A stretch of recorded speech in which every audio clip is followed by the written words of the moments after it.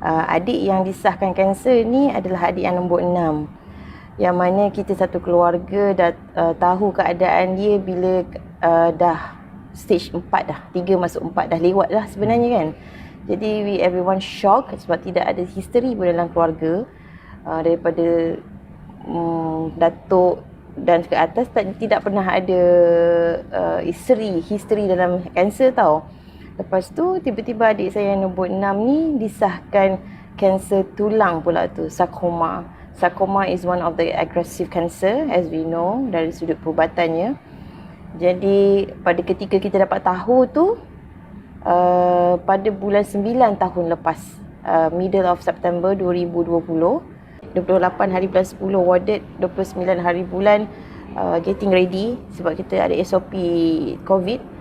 And then supposedly 2 hari kan, 48 jam. Tapi macam mana entah. And then 30 hari bulan dijadualkan. Yang paling sedih je Azman, instead of potong sini, doktor kata masa yang tu, okey tak apa kita potong atas sikit sebab dia dah merebak tau. Keluar daripada ni, bilik operation theatre, sini je Azman. Dia tak boleh pakai tangan palsu pun. Cik Azman bayangkan macam mana keadaan dia. Masa dia tengah schedule untuk 4 jam je operation. Tapi dia punya operation almost 6 hours ke 7 hours.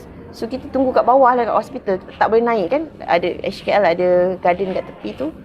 And we waited. Saya ingat lagi asar. Waktu asar. Mak doa mak. Noah tak keluar lagi bilik bedah ni. Mak doa. Dapat azan. Mak angkat tangan. Minta Allah. Cakap, seru nama dia. Noah bangun, mak ada kat sini cepat kan. It's very like, macam faham tak? It's like, you're talking to mak buat tau. Mak buat in public.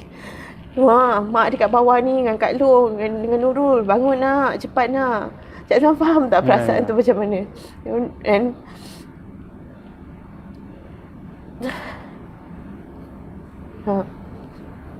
mak saya seorang yang pemalu tau. Tapi mak angkat tangan, mak cakap kuat-kuat. It's so pain. It's so pain. My brother yang nombor 3 ada tunggu dekat depan bilik bedah lah. And then he keep texting. Doktor dah keluar masuk ni, tapi Noah tak keluar lagi. Lepas tu bermulalah kisah dia. Sebenarnya sakit tu dengan keadaan selepas ni lagi sakit sebenarnya. Rasa sakit tu masih ada. Hari yang happen ni memang pengalaman real. Dia tengah dukung anak dia belah tangan kiri kan, and then dia put on his lap, and I was watching him. Lepas tu tiba-tiba anak dia macam baby kan, lepas tu nak tergelincir tau, and then dia sambut tangan tu. And Maira hampir jatuh ke lantai. Cepat lah mak. Saya pergi grab tau. Kata, Noah, you okay tak? Oh, okay. Noah lupa lah letak tangan. Cik Zan faham tak rasa macam tu? And then the saddest ialah dia sendiri menyaksikan tangan dia tu dikebumikan. Kalau Cik Azman tengok dia bungkus, memang macam physical mayat kita tau. And then adik saya yang sulung tu, and then the brother-in-law, gali kubur, and then baca doa. Kita buat video call kan, supaya boleh masuk kubur tu. My brother, mak pun duduk dekat, mak tak pergi, dekat kawasan perkuburan dekat tepi Duke tu, tak ingatlah kan apa nama. And then everyone cakap, Noah, you memang insan terpilih. Tak ada orang yang dapat saksikan pengkebumian dia sendiri tau.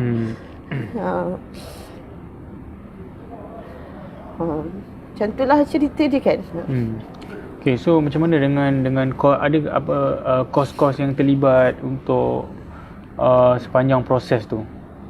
Tak boleh nak cerita lah kan Cik Azman. Macam saya cakap tadi, everyone got affected kan. Macam wife dia, selalunya dia hantar wife dia kerja kat pavilion, duduk dekat Ceras. Selalunya dia hantar wife dia naik motor. So motor kan jimat sikit berbanding kereta kan. Kalau kata wife dia naik LRT pun kadang-kadang kalau kata ada emergency ke kan. Tapi bila dia sakit dan dia terpaksa duduk di rumah dia sepandan, so wife dia kena naik Grab. Daripada Ceras nak tengok suami, daripada rumah Ceras tu nak ke Pavilion and ada Grab. So cost dia dah double or triple macam tu. Berapa banyak adik saya ni kerja what do you call, kerja-kerja kasar ni. Dia ikut my brother-in-law, contractor. Jadi Cik Azman bayangkanlah income dia macam mana kan. Jadi kalau kata ikutkan dari kos perbelanjaan tu, and then mak nak try dengan alternatif, kita ada beli juga makanan-makanan superfood that can help cancer pun sekotak dah RM180. For 9 hari dia tu beratus jugalah. Kan? RM100 juga. And then everyone pun travel, and everyone tiba-tiba jadi doktor dalam family kan. Yang ini kakak ni beli ni, abang ni beli ni, yang ini jadi doktor tak boleh makan ni. Kita beli suplemen dekat pharmacist untuk, sebab dia banyak hilang darah, kita beli suplemen untuk darah. Yang mana tu kan tak ada insurance. It's not claimable kalau ada pun. Yeah, it's very high. Lepas tu hospital pula, bila kata nak bedah tu, hospital kerajaan kan free. This is the situation Cik Azman kan. Everyone thought kalau masuk hospital kerajaan semua free kan. Betul. Betul, percuma. Tapi katanya makannya and during kos-kos semasa di dalam hospital kan. Betul. Tetapi pembedahan tu kita kena ni. So my husband pun call kawan dia pernah duduk di sebagai pengarah hospital Ampang. So tanyalah berapa anggaran kan. Bro, dia cakap kalau tak silap RM11,000 juga. And then I was like, everyone, Cik Azman, RM12,000 Cik Azman. Overnight nak raise tau. Nak on the spot kan, nak raise. Macam mana tu kan? It's hurt. The truth is hurt. Tapi kena bagi tahu mak juga. Kan, sebab kita pun, kalau saya ada berkemampuan, saya tak cerita dengan mak. Dan mak malam tengah ayah tak boleh tidur. Ayah for the first time Cik Azman. Can you believe, ayah saya bekas askar. Sangat garang Cik Azman. Dan dia susah nak nangis Cik Azman. And malam tu, he cried. Cakap, sebagai ayah aku ni tak guna. Tak boleh ada kan.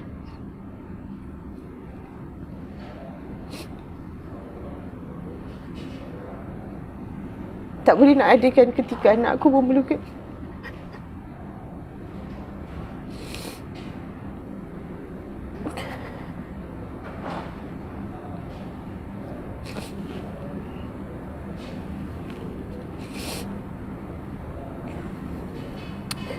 Betul Cik Azman, adik saya yang sakit. Tapi sebenarnya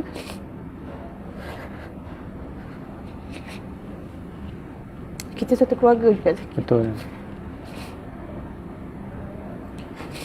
Mak start ambil keluar barang-barang kemas dia. Tengok berapa anggaran kan.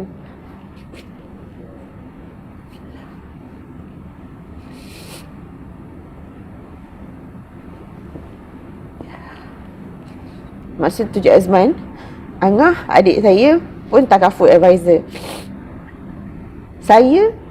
Suami saya pun takaful advisor. Tapi I just join lah in August kan. Especially Angah. Angah dia dah join way early lah. And she beat up herself lah. Sebagai kakak, you know. Patut secure adik tu dulu. Kan. Tapi sebabkan adik kewangan sebenarnya, dia bukan, he knows that he's supposed to have takaful or what not. Jadi kita jadi kakak yang ada sebagai takaful advisor ni, Cik Azman boleh faham tak? Dia double bersalah tu lah. rasa bersalah yang supernova punya rasa bersalah tu. You tak boleh nak imagine punya rasa bersalah macam ni. Itulah dia. Okay, alright. Okay. So ada tak nasihat yang terakhir yang Puan boleh kongsikan kepada rakan-rakan kita yang melihat kita punya video ni? Saya nasihat tu Saya rasa saya bukan orang yang layak untuk bagi nasihat. Kata-kata Tapi, terakhir lah. memandangkan dengan keadaan adik saya yang sekarang ini, dalam keadaan ekonomi sekarang ni, saya cerita keluarga saya, disebabkan adik saya ni yang tiba-tiba out nowhere dapat sarcoma cancer, yang mana kita tak boleh nak brain tau Cik Azman. Dari mana datang kanser tu, sedangkan keturunan kita memang tidak ada kanser tau. Jadi saya cakap dengan suami saya, tak kisahlah, no matter how tough kita punya ekonomi keluarga, we must have protection. We must. Kalau tak cukup beras pun, yang ada tu kita cukup-cukupkanlah supaya perbelanjaan tu kita boleh adakan beras dan kita boleh adakan protection. It must have. Everyone sekarang ni dengan as we know, kita punya kerajaan yang baru-baru ni announce medical support daripada government telah direducekan apa semua kan. Kalau kata siapa-siapa kawan saya yang dekat luar sana yang tak tahu, suka saya nak bagi tahu yang mana kerajaan pun telah mengurangkan kos. Lepas tu the reason why Aisina dikeluarkan, Aisina lagi apa? Lestari, government menggalakkan kita untuk mengambil perlindungan sendiri, kita sendiri. Sebabnya government pun tak boleh nak support. Tak boleh nak support sebab kita ramai kan. Ekonomi kita macam ni sekarang. So kita sendirilah kena jaga ekonomi keluarga kita. Jadi saya 6 anak Cik Azman. Mula-mula tu ambil 200,000 limit. Bila adik jadi, terus increase jadi 2 juta je. Sebabnya dari 200,000 ke 2 juta tu perbezaannya kan belas ringgit je. Ya, betul. Kan? Jadi dia tidak membebankan sangat lah. So every one of us, 8 beranak saya, 6 anak, suami isteri, and each of us ada 2 juta protection. Na'udzubillahi min zalik. Kan? Jadi pada kawan-kawan yang dekat luar sana tu, saya harap dengan perkongsian kisah sakit adik saya ni dan sebenarnya sakit kami sekeluarga ni boleh mampu memberikan satu pinjaman. Kita pinjam pengalaman kita so that everyone tolonglah pandang in different perspective, that everyone should have, perlu ada perlindungan. Ya betul, kita ni di bawah lindungan Allah Ta'ala, tetapi walau bagaimanapun kalau kita tidak berusaha, jadinya siapa nak tolong bayar? Kan? Macam adik saya tu, siapa nak tolong bayar kalau mak tak ada emas, kakak tak ada emas, siapa nak tolong dia? Mati saja gitu. Betul. Na'udzubillah min zalik. Okay. Terima kasih kerana perkongsian tadi. InsyaAllah kita jumpa lagi. InsyaAllah. Terima kasih Cik Azman. Terima kasih atas puan ni. Terima kasih. Okay, Assalamualaikum. Salam.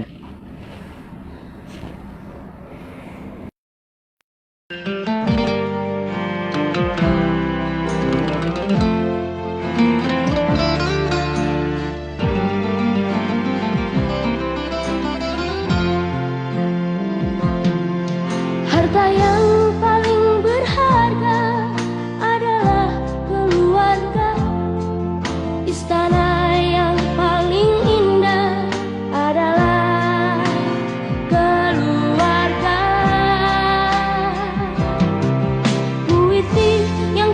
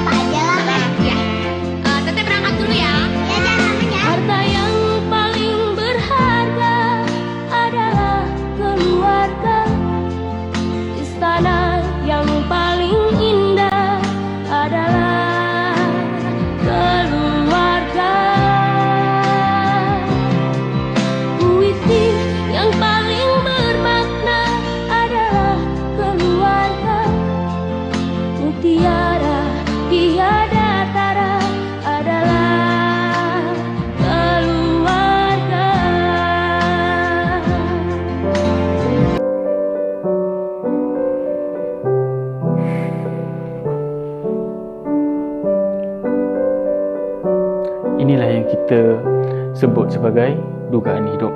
Dan sebagai orang Islam, kita kena percaya kepada qada dan qadar yang telah ditentukan oleh Allah Subhanahu Wa Taala. Ini kerana tuan-tuan dan puan-puan, penyakit kritikal ni kita boleh ibaratkan sebagai satu bongkah ais yang sangat besar.